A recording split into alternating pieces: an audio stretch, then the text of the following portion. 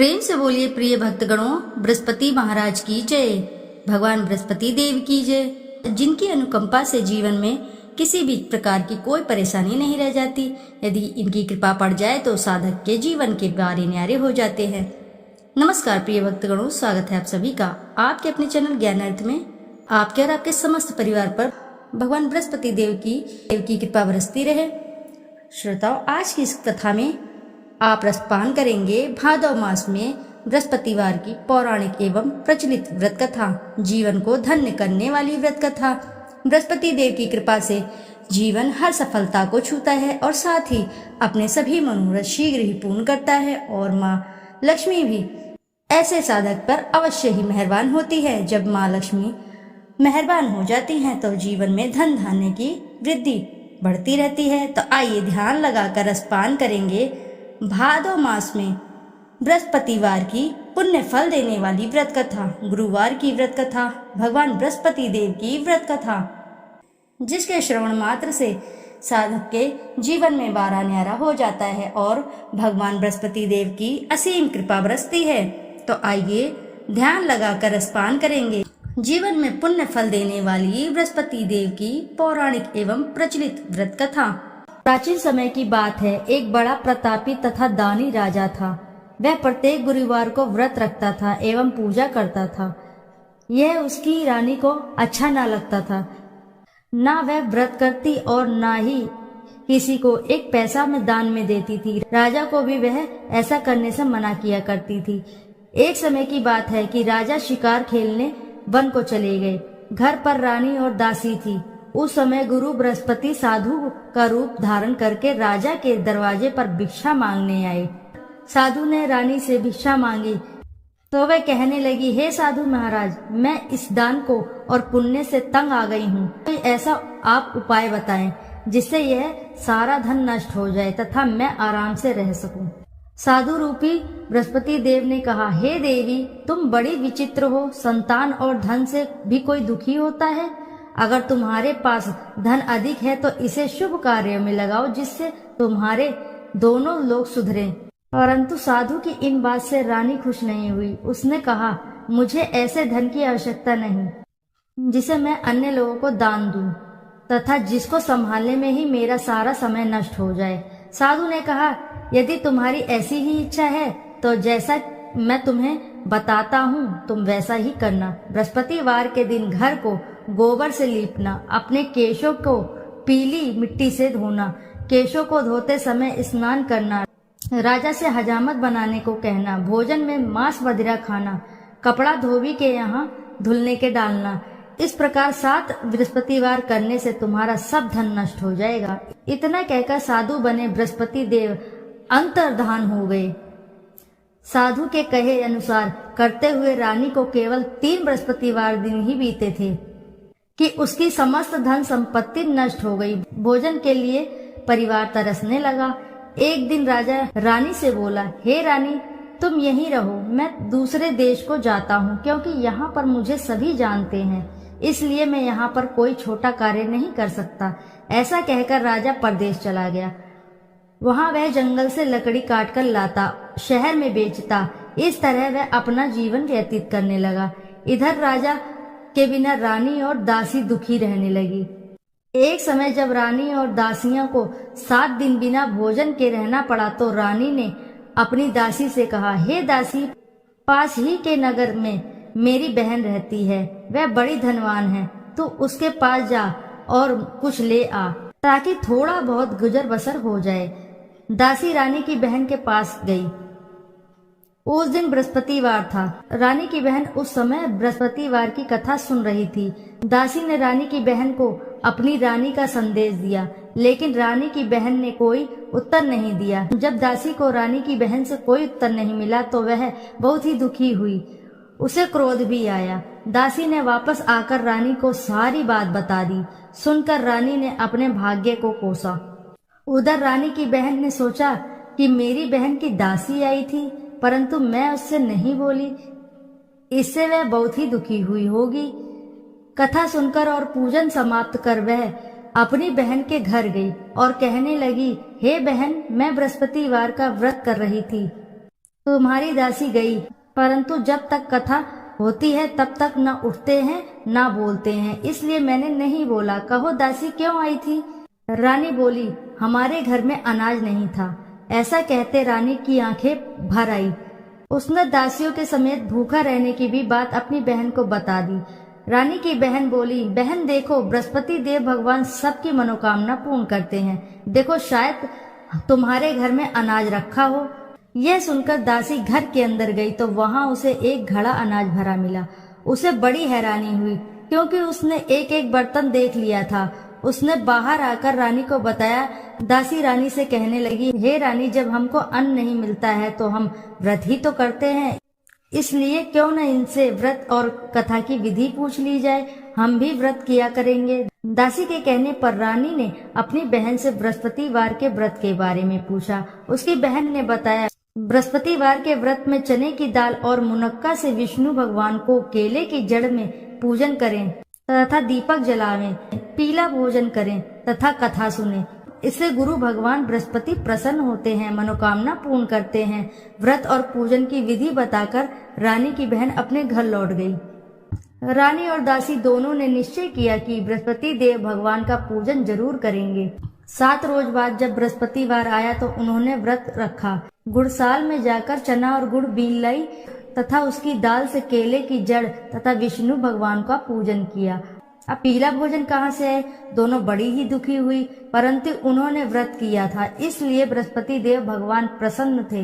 एक साधारण व्यक्ति के रूप में वे 2 थालों में सुंदर पीला फूल लेकर आए और दासी को देकर बोले, हे दासी, यह भोजन तुम्हारे लिए है, तुम्हारी रानी के लिए है, इसे तुम दोनों ग्रहण करना। दासी भोजन पाकर बहुत ही प्रसन्न हुई। उसने रानी को सारी बात बताई। उसके बाद वे प्रत्येक बृहस्पतिवार को गुरु भगवान का व्रत और पूजन करने लगी। बृहस्पति भगवान की कृपा से उनके पास फिर से धन हो गया, परंतु फिर रानी पहले की तरह आलस्य करने लगी। तब दासी बोली, देखो रानी, तुम पहले भी इस प्रकार का आलस्य करती थी, तुम्हें धन के रखने में कष्ट होता है, इस कारण सभी धन नष्ट हो गया। अब गुरु भगवान की कृपा से धन मिला है तो फिर भी तुम्हें आलस्य आ रहा है। बड़ी मुसीबतों के बाद हमने यह धन पाया है, इसलिए हमें दान पुण्य करना चाहिए।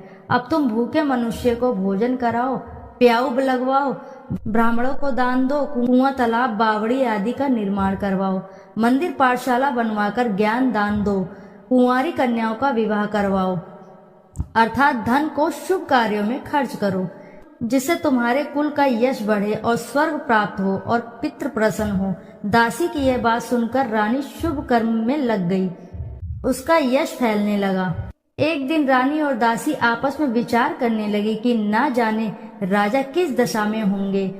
उनकी कोई खोज खबर भी नहीं मिली। उन्होंने श्रद्धा पूर्वक गुरु बृहस्पति भगवान से प्रार्थना की कि राजा जहाँ भी हों शीघ्र वापस आ जाएं। उधर राजा परदेश में बहुत दुखी रहने लगा। वह प्रतिदिन जंगल से लकड़ी बीन कर लाता और उसे शहर में बेचकर अपने दुखी जीवन को बड़ी कठिनता से व्यतीत करता। एक दिन दुखी हो अपनी पुरानी बातों को याद करके वह रोने लगा और उदास हो गया। उसी समय राजा के पास बृहस्पति देव साधु के वेश में आकर बोले, हे लकड़हारे, तुम इस सुनसान जंगल में किस चिंता में बैठे हो, मुझे बतलाओ। यह सुन राजा के नेत्रों में जल भर आया। साधु की वंदना कर राजा ने अपनी संपूर्ण कहानी सुना दी। महात्मा दयालु होते हैं। वे राजा से बोले, हे राजा, तुम्हारी पत्नी ने बृहस्पति देव के प्रति अपराध किया था, जिसके कारण तुम्हारी यह दशा हुई। अब तुम किसी प्रकार की चिंता मत करो, भगवान तुम्हें पहले से अधिक धन देंगे। देखो, तुम्हारी पत्नी ने बृहस्पतिवार का व्रत प्रारंभ कर दिया है। अब तुम भी बृहस्पतिवार का व्रत करके चने की दाल व गुड़ जल के लोटे में डालकर केले का पूजन करो। फिर कथा कहो या सुनो, भगवान तुम्हारी सब मनोकामनाओं को पूर्ण करेंगे। साधु की इस बात को सुनकर राजा बोला, हे प्रभु, लकड़ी बेचकर तो इतना पैसा भी नहीं बचता जिससे भोजन करने के उपरांत कुछ बचा सकूं। मैंने रात्रि में अपनी रानी को व्याकुल देखा। मेरे पास कोई साधन नहीं है जिससे इसका समाचार जान सकूं। फिर मैं बृहस्पति देव की क्या कहानी कहूँ, यह भी मुझको मालूम नहीं। साधु ने कहा, हे राजा, मन में बृहस्पति भगवान के पूजन व्रत का निश्चित करो। वे स्वयं तुम्हारे लिए कोई राह बना देंगे। बृहस्पतिवार के दिन तुम रोजाना की तरह लकड़ियां लेकर शहर में जाना। तुम्हें रोज से दुगना धन प्राप्त होगा, जिससे तुम भली भांति भोजन कर लोगे तथा बृहस्पति देव की पूजा का सामान भी आ जाएगा। जो तुमने बृहस्पतिवार की कहानी के बारे में पूछा है वह इस प्रकार है। प्राचीन काल में एक बहुत ही निर्धन ब्राह्मण था। उसके पास कोई संतान नहीं थी। वह नित्य ही पूजा पाठ करता। उसकी स्त्री न स्नान करती और न ही किसी देवता का पूजन करती। इस कारण ब्राह्मण देवता बहुत दुखी रहते थे। भगवान की कृपा से ब्राह्मण के यहाँ एक कन्या उत्पन्न हुई। कन्या बड़ी होने लगी। प्रातः स्नान करके वह भगवान विष्णु का जप करती, बृहस्पतिवार का व्रत भी करने लगी। पूजा पाठ समाप्त कर वह पाठशाला जाती तो अपनी मुट्ठी में जौ भर कर ले जाती और पाठशाला जाने के मार्ग में डालती जाती। लौटते समय वह जौ स्वर्ण के हो जाते तो उनको बीन कर घर ले आती। एक दिन वह बालिका सूप में उन सोने के जौ को फटकार कर साफ कर रही थी कि तभी उसकी माँ ने देख लिया और कहा, हे बेटी, सोने की जौ को फटकने के लिए सोने का सूप भी तो होना चाहिए। दूसरे दिन गुरुवार था। कन्या ने व्रत रखा और बृहस्पति देव के सोने का सूप देने की प्रार्थना की। बृहस्पति देव ने उसकी प्रार्थना स्वीकार कर ली। रोजाना की तरह वह कन्या जौ फैलाती हुई पाठशाला चली गई। पाठशाला से लौटकर जब वह जौ बीन रही थी तब बृहस्पति देव की कृपा से उसे सोने का सूप मिला। उसे वह घर ले आई और उससे वह जौ साफ करने लगी, परंतु उसकी माँ का वही ढंग रहा।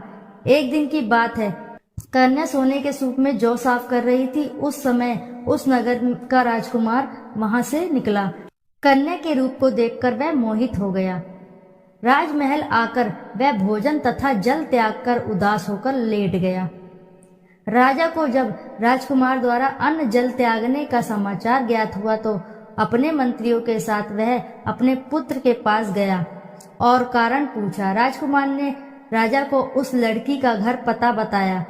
मंत्री उस लड़की के घर गया। मंत्री ने ब्राह्मण के समक्ष राजा की ओर से निवेदन किया। कुछ ही दिन बाद ब्राह्मण की कन्या का विवाह राजकुमार के साथ संपन्न हो गया। कन्या के घर से जाते ही ब्राह्मण के घर में पहले की भांति गरीबी का निवास हो गया। एक दिन दुखी होकर ब्राह्मण अपनी पुत्री से मिलने गए। बेटी ने पिता को अवस्थ अकोल देखा और अपनी माँ का समाचार पूछा। ब्राह्मण ने सभी हाल कह सुनाया। कन्या ने बहुत सा धन देकर अपने पिता को विदा कर दिया, लेकिन कुछ ही दिन बाद फिर वही हाल हो गया। ब्राह्मण फिर अपनी कन्या के पास गया और सभी हाल कहा तो पुत्री बोली, हे पिता, आप माता जी को यहाँ ले आओ, मैं उन्हें ये विधि बता दूंगी जिससे गरीबी दूर हो जाए। ब्राह्मण देवता अपनी स्त्री को साथ लेकर अपनी पुत्री के पास राजमहल पहुँचे तो पुत्री अपनी माँ को समझाने लगी, हे माँ, तुम प्रातः काल स्नान आदि करके विष्णु भगवान का पूजन करो, तब सब दरिद्रता दूर हो जाएगी। परंतु उसकी माँ ने उसकी एक भी बात ना मानी। वह प्रातः काल उठकर अपनी पुत्री का बचा जूठन खा लेती थी। एक दिन उसकी पुत्री को बहुत गुस्सा आया। उसने अपनी माँ को एक कोठरी में बंद कर दिया। प्रातः उसे स्नान आदि करा के पूजा पाठ करवाया तो उसकी माँ की बुद्धि ठीक हो गई। इसके बाद वह नियम से पूजा पाठ करने और प्रत्येक बृहस्पतिवार को व्रत रखने लगी। इस व्रत के प्रभाव से मृत्यु के बाद वह स्वर्ग को गई। वह ब्राह्मण भी सुखपूर्वक इस लोक का सुख भोग कर स्वर्ग को प्राप्त हुआ। इस तरह कहानी कहकर साधु देवता वहां से लोप हो गए। धीरे धीरे समय व्यतीत होने पर फिर बृहस्पतिवार का दिन आया। राजा जंगल से लकड़ी काटकर शहर में बेचने गया। उसे उस दिन और दिनों से अधिक धन मिला। राजा ने चने गुड़ आदि लाकर बृहस्पतिवार का व्रत किया। उस दिन उसके सभी क्लेश दूर हुए। परंतु जब अगले दिन गुरुवार का दिन आया तब बृहस्पतिवार का व्रत करना भूल गया। इस कारण बृहस्पति भगवान नाराज हो गए। उस दिन उस नगर के राजा ने विशाल यज्ञ का आयोजन किया था। अपने समस्त राज्य में घोषणा करवा दी थी कि सभी मेरे यहाँ भोजन करके आएंगे, किसी के घर चूल्हा नहीं जलेगा। इस आज्ञा को जो नहीं मानेगा उसको फांसी दे दी जाएगी।